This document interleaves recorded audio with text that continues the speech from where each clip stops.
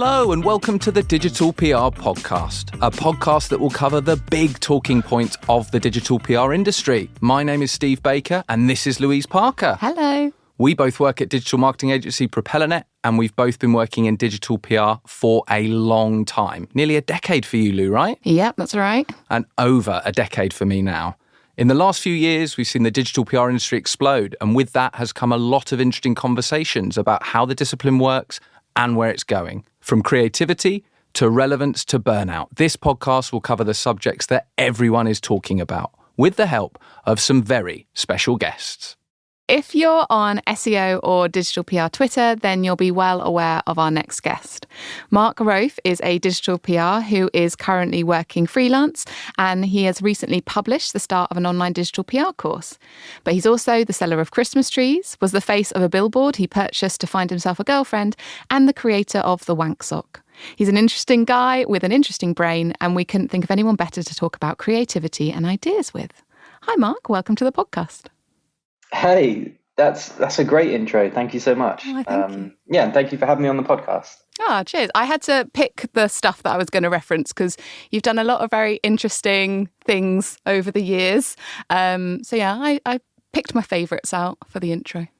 No, I think you did good there. Thank you. Cheers. Yeah, and I couldn't, because we've never actually spoken, I couldn't wait to meet you because I follow you on Twitter. I see all the stuff you're up to. I know you've been in touch with Lou about various digital PR talking points. So genuinely, I'm not just saying this, when we started the podcast, your name was the first one mentioned as we're going to say this to all the guests, obviously, but genuinely for you, you were the first person we wanted on. So thank you so much for coming on, Mark. No worries. Thanks again for having me. I think, it just shows that if you're really annoying on Twitter, that these are some of the opportunities that can come by. Yeah, exactly. Well, I mean, Lou's made a career out of it as well. So,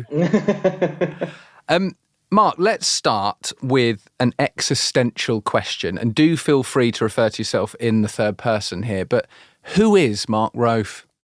I think I would describe myself as perhaps a little bit of a internet prankster that's kind of just maybe fallen a little bit into digital PR and is able to kind of use that, to sell Christmas trees on the internet. Nice. Okay, nice. So an internet prankster that kind of fell into digital PR, and then the Christmas tree thing sort of... Yeah. I think like anyone who's worked in digital PR for a few years probably fell into it. I fell into it. Yeah. I mean, me too. Not now. I feel like people might actually pick it out as a career, but back in the day, you just kind of ended up doing it. We're kind of old timers, really, aren't we, all of us? We're established. Yeah, we are a little bit, aren't we? Actually, I looked on your LinkedIn just to get a little bit of info about yourself before we did this. I actually didn't realise all the different places that you'd worked. Like loads of in-house places that I had no idea about. Like I basically kind of became aware of you more so when you started at Rise at 7. But yeah, before that, you've been loads of places. Yeah, I've worked at a few places. I think, I don't really know why the reason. I've kind of moved about a lot. So I'm in Barcelona at the moment, and then I lived in Dubai before, and then in London as well. So I think that kind of has a little bit to do with it. But I think especially earlier on in my career, I was just wanting to get a little bit of a taste for all the different marketing channels, really. So I've taken roles where I was looking after affiliate programs, and I've taken roles where I was working across like Facebook ads and PPC and SEO and email marketing. So I've kind of done a little bit of everything, but the digital PR side of things is something that interests me the most. And I think that's where all the fun is as well, to be honest with you. I would agree. I would agree as well, because we've sort of dipped into like other areas, or certainly like understand other areas, but digital PR is where and obviously this particular podcast is all about creativity, but there's a lot of creativity in digital PR, which is kind of what we wanted to talk to you about, because like you've had great experience in kind of creative ideas and campaigns, but and as we said in the intro, like it was quite difficult to pick out some of the things that you've worked on because there are so many. But tell us about some of your favourites. Tell us about some creative ideas, campaigns you've been a part of that you're either particularly proud of. They don't have to have gone particularly well, just ones that you love the idea of, or like that you want to talk about. I'm probably going to pick out ones that I did, probably for myself, to be honest. But I think what I've been doing kind of very, purely by accident really, was just I would just have a stupid idea, or maybe an idea that I thought was funny, because I like to think I'm funny sometimes. And then I would just kind of go ahead and just do them. And, maybe they'll kind of, sometimes they pick up a bit of coverage. Like one of the ones I did before was, like, I did Edit My Ex, where you would just upload a photo of yourself with your ex, and I would, you'd pay a little bit of money, and it would basically Photoshop it so that your ex wasn't in the photo anymore. And that was one of the first things I did that, got a little bit of coverage, and I ended up on like Japanese TV, of kind of like, of all places. I'm trying to think. More recently, I think, I just thought it would be funny if I did this with a bunch of people. Actually, some people in the PR industry rented the domain name liar.co.uk and then redirected it to Boris Johnson's Wikipedia page when he was Prime Minister. Very nice. So I guess that's what I meant when I said earlier, like, as a little bit of like an internet kind of prankster. And I guess these weren't really campaigns that I did, for either for myself or for a client. They were just kind of silly things that I just wanted to do, and I just ran with it. I remember the edit my ex thing, or edit your ex. Like, where did that kind of come from? Because you are funny. You amuse both of us on Twitter and the whole team at Propeller, to lots of people that we know. But like, is it kind of important to you to sort of just try things? Because you seem like someone who's really comfortable just putting stuff out there, like trying things and seeing if it amuses people, like what sticks. I mean that in the nicest possible way. Yeah, so I think for me, and it just kind of happens over time, I guess. Like, if I say something or I notice something and it gets a reaction, and it tends to be, if it gets like a cheap laugh, like if you're in the pub or something like that, I'm like, oh, hang on, there maybe is something there. Why did that person find that funny? Is there something I can do with that, to turn it into something? And so with the Edit My Ex one, at the time, I was single and I was on a dating app, and I can't remember exactly what I did, but I think I photoshopped. It sounds a bit creepy now I say this. Here we go. It was a different time.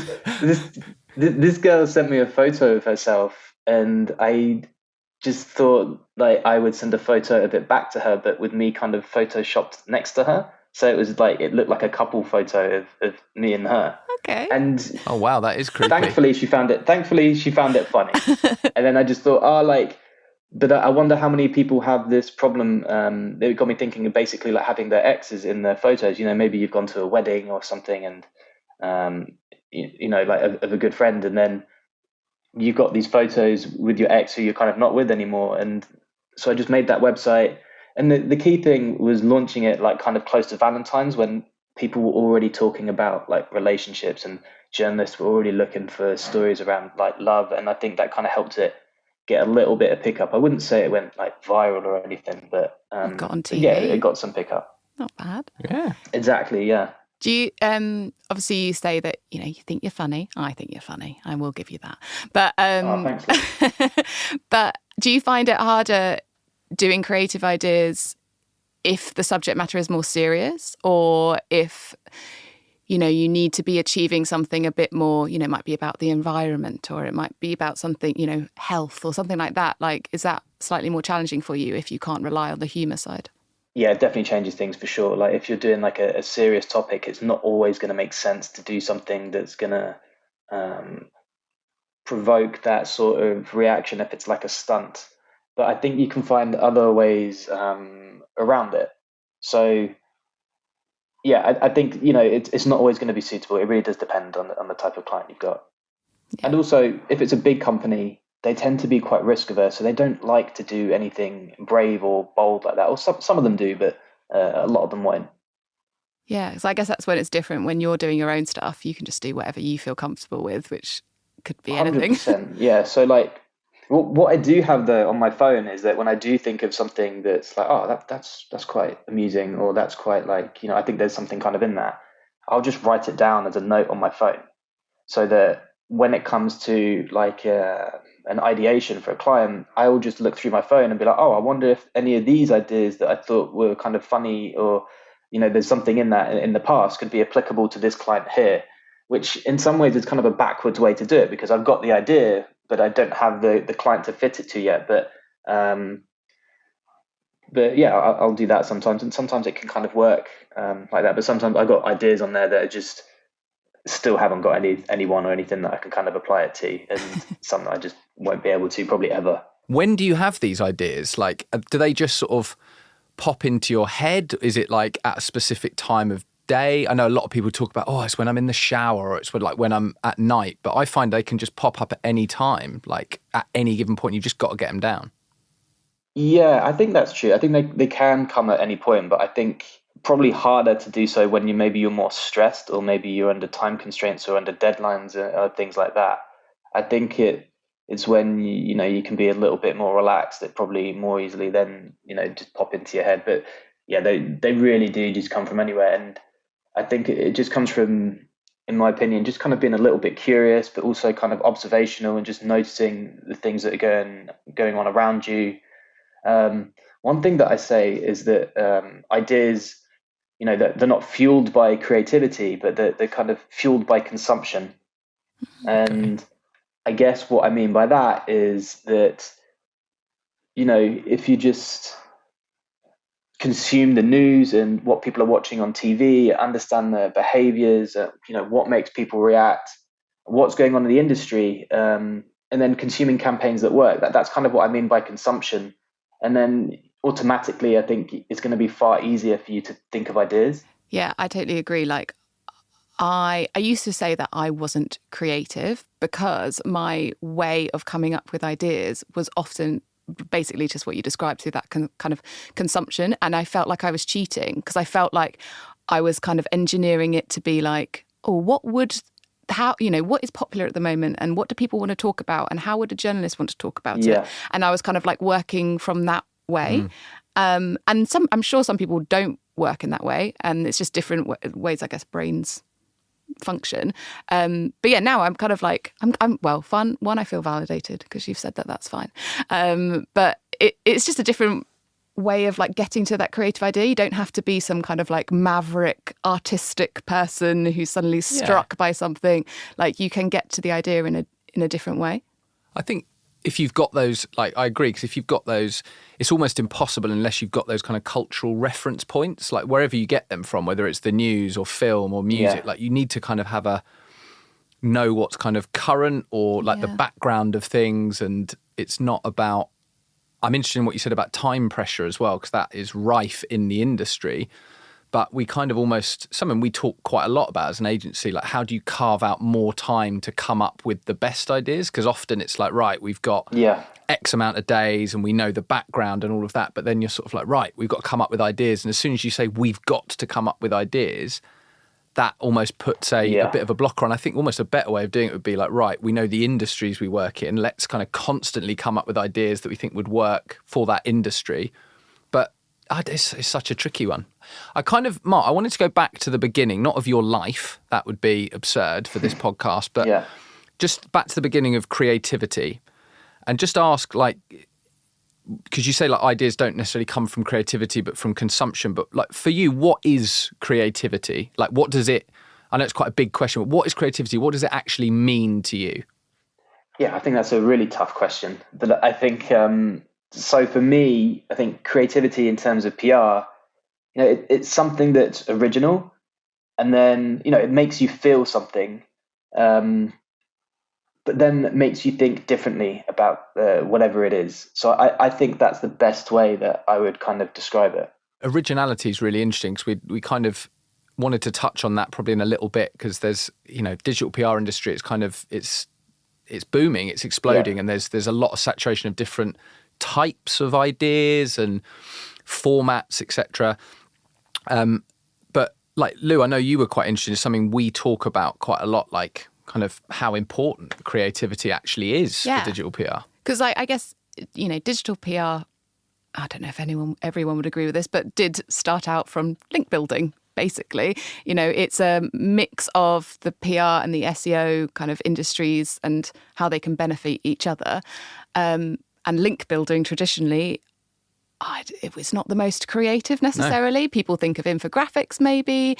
And at the time, it's probably a very creative way of getting links. But as things get kind of done over and over again, it starts to maybe not seem as creative. And now you've got agencies who are moving away from maybe data ideas, and they're doing all sorts of different things to be able to get PR coverage and then also to be able to get links as well. Do you think that that is an important part of the digital PR industry and that kind of creative freedom that you can have and that people are kind of talking about more now? So I think that you're right with what you're saying, and I think that the industry is becoming basically less creative. I remember seeing maybe just 5 or 6 years ago these amazing, like massive and data campaigns that clearly took a lot of time to do and were probably a little bit costly as well. But I think the reason for what we're seeing in the industry, and I think it's a gradual change that's been happening over the years, is that the move towards digital PR, or rather links from digital PR, is becoming more productized. And when that happens, for me, I very much see it as sort of a race to the bottom. Like, who can get the links in the cheapest, and not just the cheapest, but who can do it consistently too. And I think what happens then is you get mass produced campaigns, conveyor belt campaigns, which all look the same as each other. And I don't think you can scale creativity.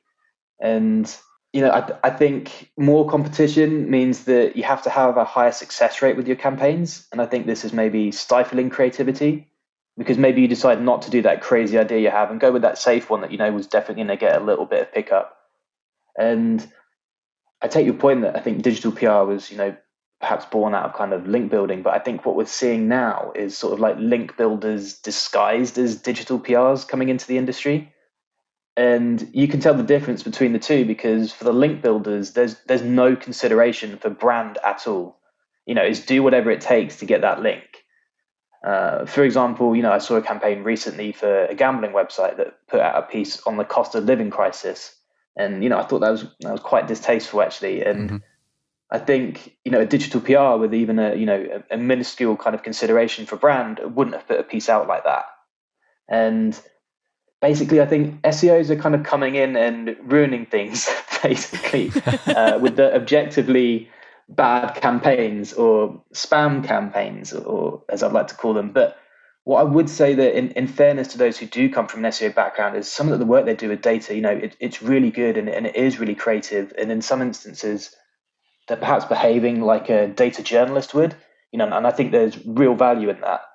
But I think the cure for these spammy campaigns is spammy campaigns. And what I mean by that is, as it becomes more saturated, I won't say it will stop working, but they'll become less effective. And when that happens, we're going to see less of them. And I feel like we've sort of been here, like you kind of said, with infographics maybe 10 or so years ago. And, if campaigns can be scaled or repeated easily, they don't give you a competitive edge in the long term. So I think that's why creativity is important and will become more important, because this is what's going to give you that edge. What's that saying? The cream always rises to the top. So I think that's basically how I see things as they are, and how things are going to be in the future. And I really do see creativity as your USP, basically. Do you think that there's the potential for like the digital PR industry, so a kind of part of the industry which does have links and SEO as part of it? Do you think it could ever be considered as creative as like consumer PR, like traditional PR, advertising? Do you think there's room for that level of like creativity and the respect that gets? I think it's just being creative in a different way. So like I kind of mentioned there that I don't want to paint like SEOs as in a bad light there, because like I said, they do some really good work. Like I think having them in the industry with some of the data pieces that they've worked on, has been really good. I'd imagine, and I don't know who did the first one, by the way, but the first Instagrammable campaign was probably a massive hit. And I would imagine that's probably come from someone, that perhaps has a data or SEO background or whatever, rather than, I would imagine, a traditional PR background. So I think there is room to kind of be creative, but I just think it's just doing it in a different way. And even some of the campaigns that you've worked on at PropellerNet, you've started including some video ones. I think, was there one where you just like smashed up a bunch of stuff like a car scrap Yes. Yeah. heap or something. Yeah, rage to, yard. So, yeah, you know, I rage think yard, to release your pent-up frustration that about was it. 2020. Yeah. You could go and smash up a bunch of cars, basically. But yeah, there was a really, well, I mean, I didn't work on it, so I can wax lyrical about it. So I can say a really great video that was accompanying with it.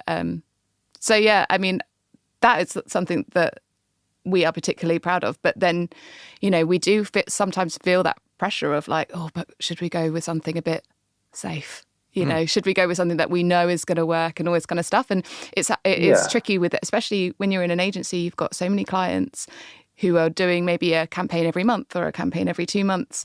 That's a lot of campaigns to be putting out. But yeah, and you said that kind of thing. It's like that kind of need to be hitting your targets and stuff like that can stifle your creativity sometimes or make you feel less confident about it. Yeah, exactly that. I think sometimes you need to be kind of bold and brave and go for those creative ones. And you know what? Sometimes they're just not going to work. But when they do work, I imagine they're going to work really well. So it's just kind of, it's a really hard thing to do. And I'm not working at an agency. So it's really easy for me to kind of say this because I don't work in one. But like, you know, I think it just, clients maybe need to be aware of that, hey, sometimes they're not always going to work. If you're going to do something that's kind of creative, but hey, when it does, we imagine it's going to work really well.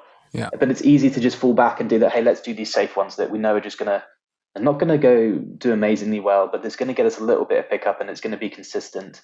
And maybe there's a balance of having a little bit of both in the mixture to kind of even things out a little bit. Yeah. I would totally agree. I think, you know, we talk about that a fair amount, but we always like to push creativity as like far as we possibly can. But, and I'm in total agreement that I think creativity is kind of, digital PR industry is creative, can be creative, and sort of needs creativity more than ever. So it's not falling back on the same formats. But I'm interested in your views on like how we get there. Like, is it more, because I would argue it's more time to come up with ideas and to really think them through. It's also about working with your clients or to sort of explain, okay, in exactly the way you've just described, like there's a risk here, you know, this isn't safe, this is on brand, this is interesting, it's saying something new, it's original, but yeah, there's a risk. It's because people haven't seen something like this before. Like the Rage Yard example you mentioned, that was a risk because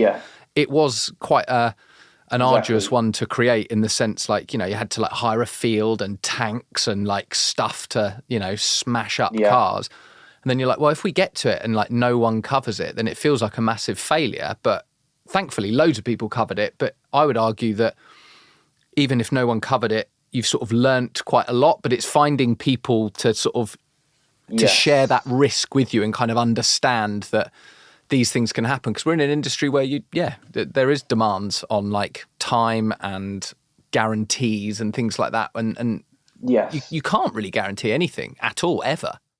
No, you can't. And I think, you know, there's always a balance between, you know, doing something super creative just to be creative and kind of doing something that works. And really you want to be, you know, somewhere in the middle. It's creative and it works, because sometimes you can get these super creative campaigns and, you know, it's a bit like art. Like, I just don't get it sometimes, you know. And okay, someone can tell me it's super creative, but if I don't get it, it's, you know, it kind of didn't really work on me. Mm-hmm. And I think it's okay to maybe do something like that, as you know, as long as, like you said, you learn from it, and maybe you could do something like that again, but a little bit different, so that it kind of does work. Or if you understand what I do, the point I'm trying to make. I do. I think the point I was making with the sort of, I'm always keen not to see things as like absolute failures if they don't sort of deliver like the coverage that you expect, because although coverage and in our industry, like links are kind of the, you know, the end goal. You want to be getting great coverage that speaks to the right audience and raises awareness of the brand in the right way, but also those links to benefit SEO. We know that's the blend. But if something doesn't work, it's like, well, there are a multitude of reasons why that could be. And actually we still created something that we sort of believed in, interesting, great. And it's a really fine line, because obviously you don't want to turn around to a client and go, oh, actually, no, it's a roaring success. Like, I'm not saying that, but it's just that kind of feeling for yourself, for the team. It's like you got to try things, I think, to be to be truly creative. You can't just kind of go, well, here's all the formats that work, so we're just going to pick a format and sort of pick an idea or rehash things. And yeah, fair enough. We do a bit of that, like in terms of like we look at things that have worked. We got our classics, of course, but to be, I don't know if you'd agree, Mark, but like to be truly creative, you do have to kind of push boundaries a little bit, not in like a really extreme way, but just kind of, just try something a little different that people haven't seen before.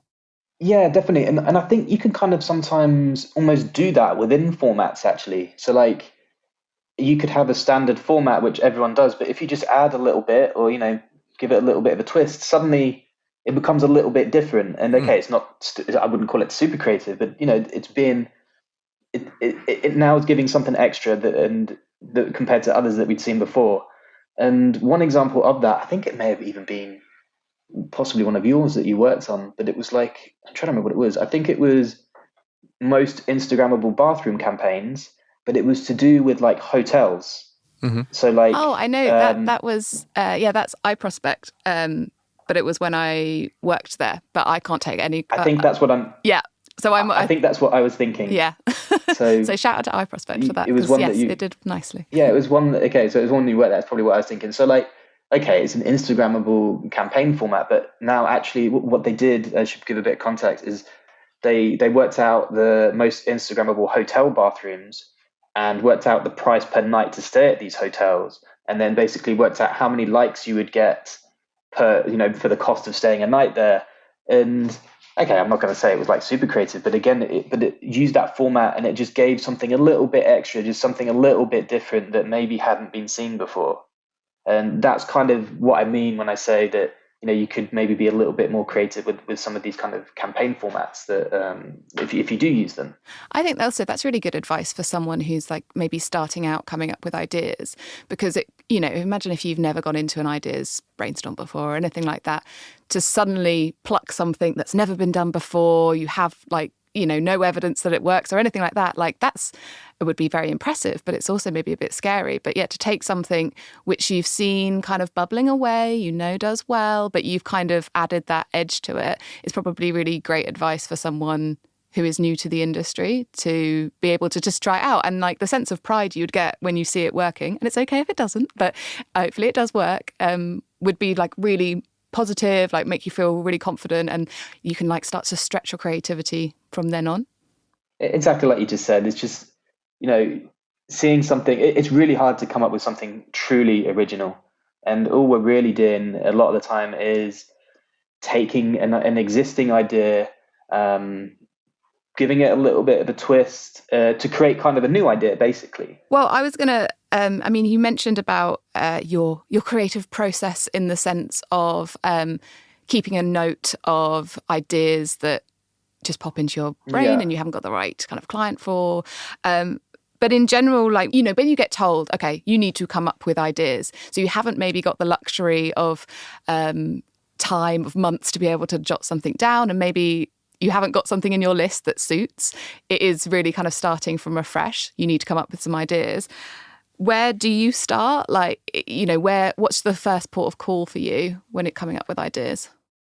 Yeah. So what I'd say is, like, for me, whenever I'm looking for ideas or, I'm trying to be creative, I actually find it quite unhelpful when people say things like, think outside of the box, because I'm just like, well, what the hell does that mean? Like, that's not going to help me. That's not going to help me at all. Or, like we said earlier, these things can be helpful, like go for a walk or take a shower. But that's not really giving me the thought process in terms of how to actually come up with an idea. So I think for me, one of the ways that I'd like to come up with ideas is to really understand the problems that are taking place with the client that you've got, and basically try and come up with a solution to that problem. And that solution could be sort of fun or playful. For example, I saw that Duolingo did a campaign earlier this year that I thought it was so funny, actually, that they offered a service where if you have a tattoo that was incorrectly translated, that they would translate it for you for free if it was incorrect, and also pay for you to have the tattoo fixed. Maybe you've got a tattoo in Japanese that isn't translated into whatever it was that you thought it was, that they'd offer to, get that fixed for you for free. And I think for me, that's an example of finding a problem that is sort of happening in your industry. They're translation apps, so there's kind of some relevancy there, and then just coming up with a fun or playful idea to kind of fix it. Or if you can't do the fun or playful idea to solve that problem, you could always just maybe try and do like a little bit of a hack or even a product stunt. So, for example, with Christmas trees, I noticed that a lot of people, this is a problem for people who have cats, they haven't cat-proofed their Christmas tree. So I decided to launch a cat-proof Christmas tree, which was basically a normal Christmas tree, but with the lower branches cut off. And, I think that's the fun or playful solution there. But equally, I could have gone down the other side and been, given some expertise on being like, if you want to cat-proof your Christmas tree, this is what you need to do, and the cat's going to not go near it. And so I would just basically start off with finding any problems in the industry that you can try and solve in a creative way, or, or if not, with tips or hacks. Or if you find that you have a problem that you can't solve, maybe just highlight that with data.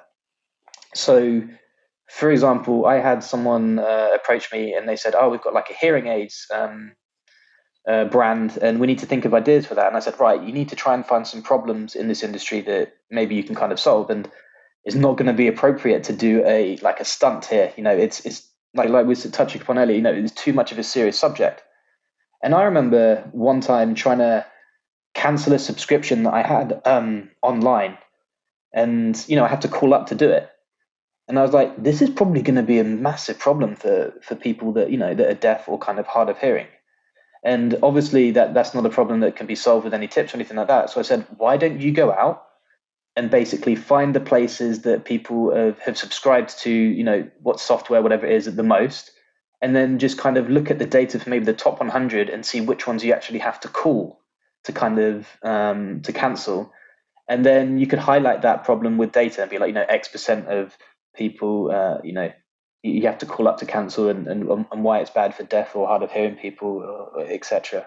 So that's kind of, I hope that kind of answers the question. Basically, I'm just trying to find problems really in the industry. I love that. I love that. The example you've given, the kind of the problem solution, or the kind of the thing that only that brand can really sort of comment on or talk about or create with kind of confidence. And like you've given a few examples of how people can take that forward, and also the appropriateness as well. Like I love the fact that you think about that, because I think when people are trying to be creative, I mean, for example, what I do, just to almost clear my head, I see like a brief and then I throw everything that first comes to mind on paper, just scribble it down, and then kind of, tend to like go for what, really think about it. But I think similar, like it's not appropriate. It's a serious subject, so we can't, do like a big sort of silly stunt necessarily. Or maybe data is appropriate because we don't have the budget maybe to create a solution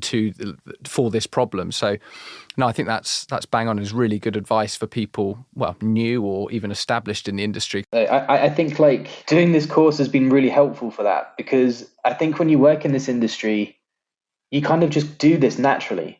And you're not thinking, okay, how did I come up with that idea, or why does that idea work? And it's just trying to connect, try to come up with that thought process of like, oh, okay, actually all I'm really doing here is just trying to solve problems in a fun way, trying to solve problems with hacks or give my expertise or highlight problems. It basically, because when you do that, the reason that it kind of works is often, it's getting that emotional reaction.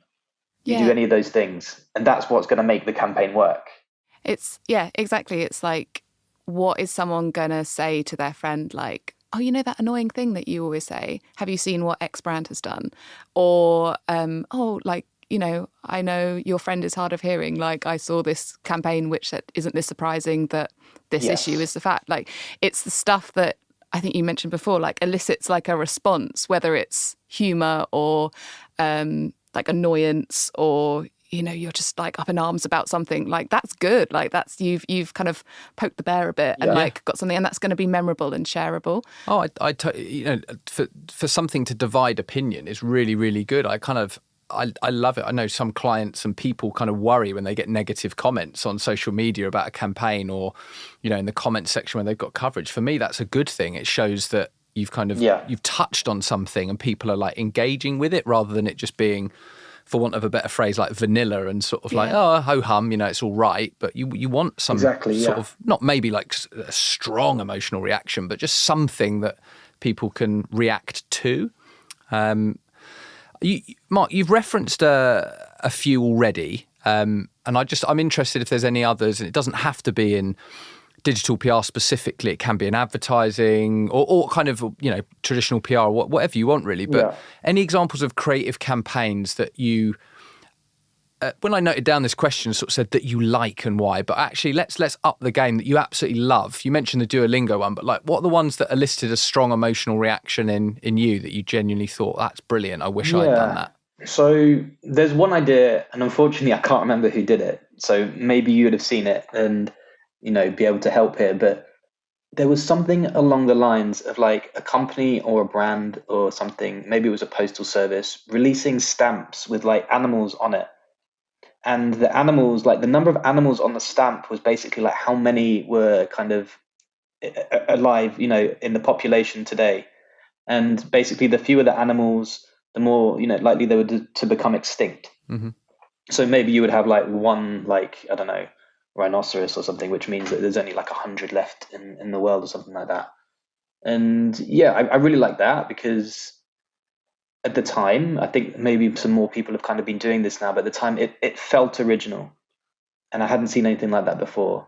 And it goes back to, it made me feel something. It made me think, oh, like, wow, like, okay, these animals are kind of going extinct. And it made me think as well, so I think it fit that criteria earlier on when I said, creativity, originality, evoking kind of an emotion, and then just kind of making you think. And I feel like it ticked those three things off the box there for me.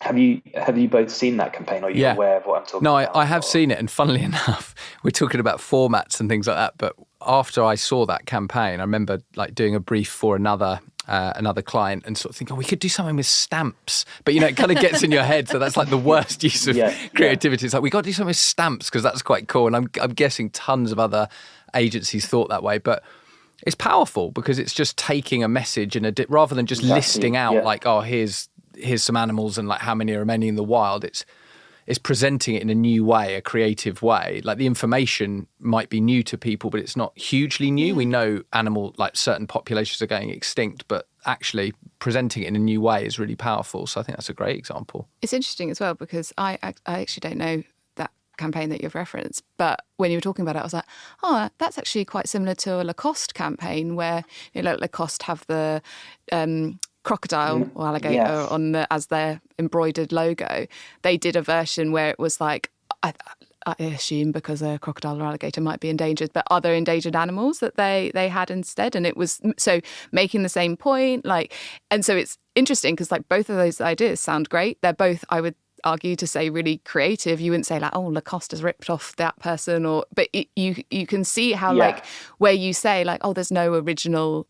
I don't think it's even possible to have like an original idea, because even though you haven't purposely copied someone, I guess it's the way the human brain functions. And you, like you said, you want to fix a problem, you want to highlight something. So how can you use your brand to do that? And you can see how kind of ideas kind of converge on each other and overlap. Yeah, I mean, if you've got an idea, someone else has probably had that idea before, for sure. But I think perhaps you would go about it in a different way and maybe execute it in a different way.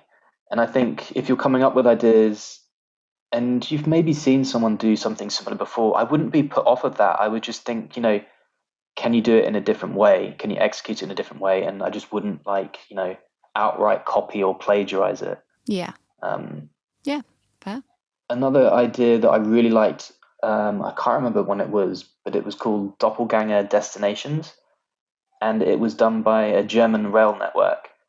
And what it was is it showed a photo of like this beautiful like landscape like in another country and the cost to kind of fly there.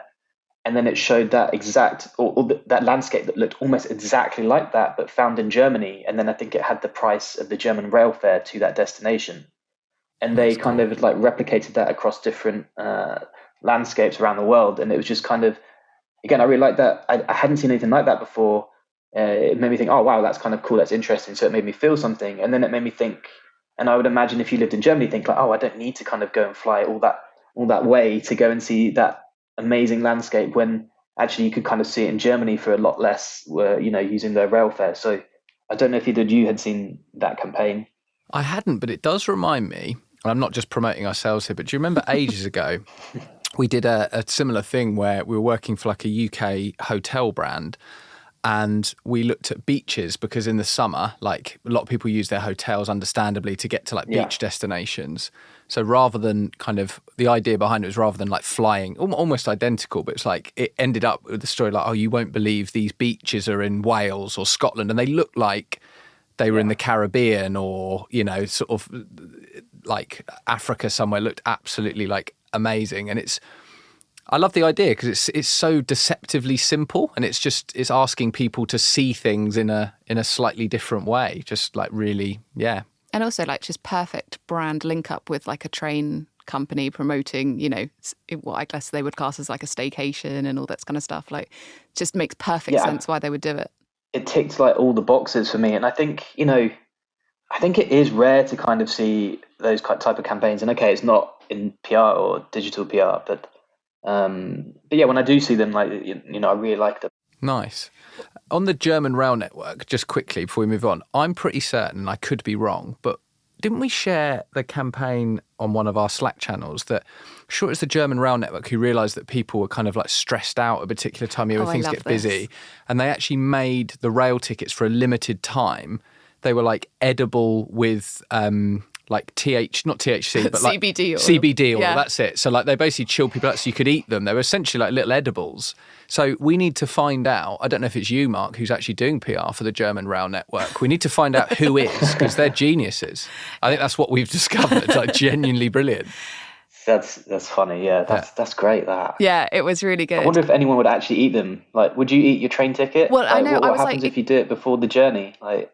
And also, even if it's after the journey, it's gone through all those machines. Like, they're the tickets that go through the machine. I mean... I'd eat it. I'd definitely eat it. And I'd also put in one that was like proper sort of, high dose. Yeah, high dose. Magic mushrooms. It's just like there's one in the system. Yeah, and you'd get on the train, you'd be like, whoa. Absolutely off your tits. Yeah. I guess like, if you're worried about eating it, by the time you've eaten it and it's taken effect, you're not going to worry about the fact that you've eaten it. You haven't got a care in the world. No. And you're just on a train, nice sort of safe, cosy German train going to, I don't know, the Black Forest. Oh yeah, I've got some ideas for you. Steve has some for you, actually. I was so excited to meet you. I came up with a few. I mean, it's perhaps ill-founded move, but we've kind of decided... I haven't heard them yet, but I love them all already. Well, that's very kind of you, but I genuinely want your honest opinions, because these are genuine ideas that have come out of my brain. And it's kind of, we're going to introduce a bit of a regular slot, I think, to test our guests' credentials. Obviously, for you, it's creativity and creative ideas. So I'm going to elevator pitch you 3 creative ideas. What do you think of them, and how would you improve them? So the first one, I know you're a huge fan. We haven't really touched on dream jobs, but I know you absolutely love them. You think they're the most creative thing going. So dream job, sock smeller. For the right fashion brand, we'll advertise for and hire someone to come and sniff your socks to ascertain whether they're clean enough to wear that day or whether they need a wash. I think that's actually, I think that's quite funny. Yeah. That would definitely work. And I don't know, with dream job campaigns, like I don't really have like some people hate them. I don't really feel that way about them.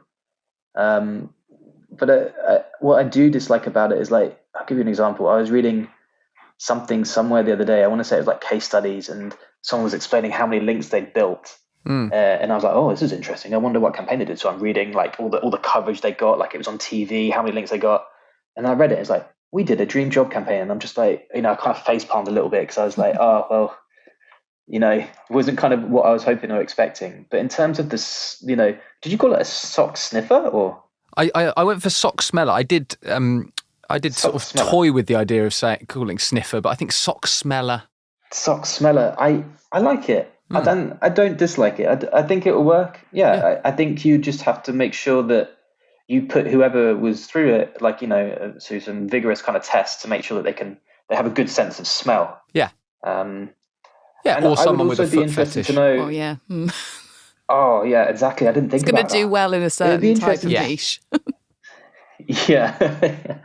Also, it would just be interesting to know at what point, like, does a sock become, able to wear again or not? Like, is it after the third hour of wearing it or the fourth hour? Like, I would have the sock smeller, like, doing it, like, smelling it every half an hour, actually, to work out at what point it's no longer acceptable to wear anymore. Just going to make a note of that. It's a lovely write that build. down.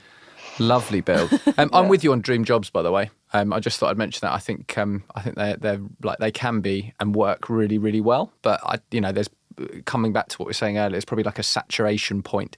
But anyway, I've got two more ideas for you.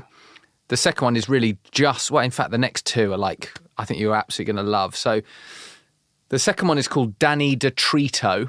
So you're in the business of selling Christmas trees, but imagine just for a second that for one lucky Christmas tree purchaser, they get Hollywood actor Danny DeVito to erect and decorate their tree, as well as stand guard beside it all Christmas long, making kind of wise cracks and cleaning up tree needles.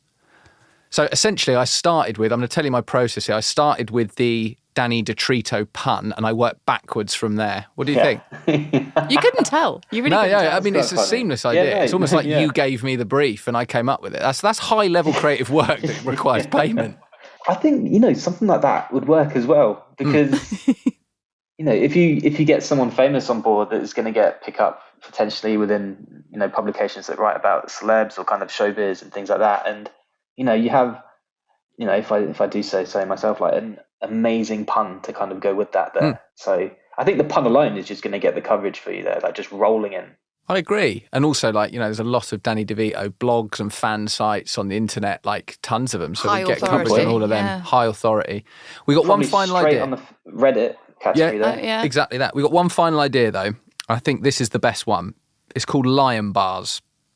Now, you're fondly remembered for the time you were shown on TV at an England game wearing a football shirt, or I think it was just a T-shirt with 3 actual Lion chocolate bars sellotaped to it. But the World Cup is coming up, Mark, and I know what you're thinking. How can you take it a stage further? So we'll create a pop-up bar showing all the football, but the twist is that it's entirely staffed by actual lions.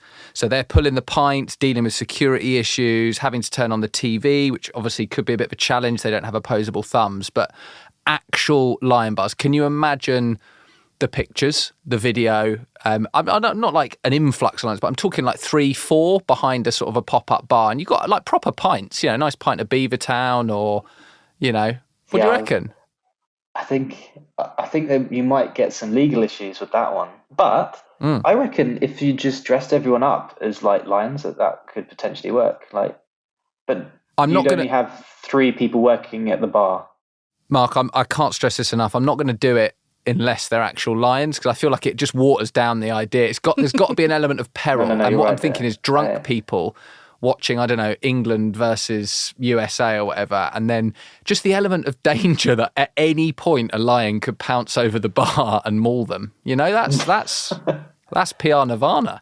I mean, if England are having a bad, World Cup, that might actually just help fans, put them out of their misery, because, they've been playing really boring football when they have been playing like recently. So, I don't want to say it's a bad idea, so you're being I'm so not going to say that. diplomatic. I mean, this is giving me flashbacks of when clients suggest ideas themselves and you have to really think about how you respond back. Yeah. You're being so polite, Mark. Yeah, we could be like, we'll put that one down. No. Oh, lion bars, you say? Yeah, absolutely. Yeah, we'll look into the possibility of lions. I think we've got one final question for you, and then we're going to wrap up. So each episode is obviously going to be about different parts of the digital PR industry. In general, is there anything that you would like to see more of in the digital PR industry? And what do you want to see less of? Now, this can be about ideas. This can be about creativity. It can be about people doing annoying stuff on Twitter. What do you like and want to see more? And what do you want to bin off? I guess within agencies, especially, I think as it's kind of growing, I feel like people are kind of taking roles with a bit more, just focusing on one thing. Maybe you just do outreach, or maybe someone is just pitching, or maybe someone is kind of doing just ideas. And I would like to see people more doing, a little bit of all of those things. And I think that that's how you're going to kind of improve if you kind of know the whole process. Because if you're stuck just doing outreach, maybe you're not going to get an idea of why you're doing a campaign or the reason behind it, or the limitations perhaps with the asset that you've chosen to use or do or whatever. And I think you're going to be just a better kind of digital PR overall if you're able to be encompassed, in the full kind of spectrum of it all. So yeah, I guess I would say I'd like to see more of that. On a separate point, which doesn't really answer the question, but I think that when it comes to the work that we do, I think we need to just be mindful of the fact that, it is in the public domain with whatever it is that we do. And when I say public domain, I mean, we're not just putting it on like a little corner of the internet. We're pitching some of the, most authoritative websites basically in the world, the most viewed websites, news publications, etc. And sometimes I think it's good to celebrate, people's campaigns that have worked really well. But at the same time, I think we can also I would like to see us maybe be a little bit more, be able to speak more freely about things and be a little bit critical about campaigns that maybe aren't so good. And that doesn't mean like calling people out or agencies out or anything like that. But if something is done kind of like, subjectively maybe not good, or maybe, it's okay to kind of have those conversations around that, or how did you get the data for that, or whatever, because this is how we all learn. And if you're not having those conversations, then I think it can prevent you from learning, basically, if that makes sense. Yeah, it does. I also think, yeah, if you are putting stuff out there because you want to get, I guess, because you're proud of it, but also you want to maybe get the benefit of people knowing that you do good work and all that kind of stuff, like you are going to invite an element of critique. And yeah, that doesn't have to be horrible trolling, like you don't want that. But yeah, I think it's a fair question to be able to show your workings, or, maybe if someone isn't such a fan of it, being able to take on that. Yeah, that's a really interesting point. Thank you, Mark. And thank you for joining us. Yeah. I think that kind of concludes episode 1. You've been amazing talking about creativity, how your brain works, how you think others' brains work, listening to my ideas. It's been a genuine pleasure. Yeah, thank you so much. If people want to find out more about your digital PR course, where should they go? So as we're on the topic of creativity, I came up with a really creative name for it. So it's called the Digital PR Course, and you can find it on digitalprcourse.com. Love it. What a URL. Done. That Yeah, is you. Creativity. Exactly. Textbook. And then for myself and Steve, for people listening, if you do have any feedback or questions that you want us to pose to future guests, then you can contact us on Twitter. Steve's handle is Steve Baker 83 and mine is Louise V. Parker. Thank you, Mark Rofe. And speak to people soon. See you soon. We will. Thank you again, Mark. Absolute pleasure to meet you and speak thanks to for you. having me. Yeah, and both of you too. Thanks.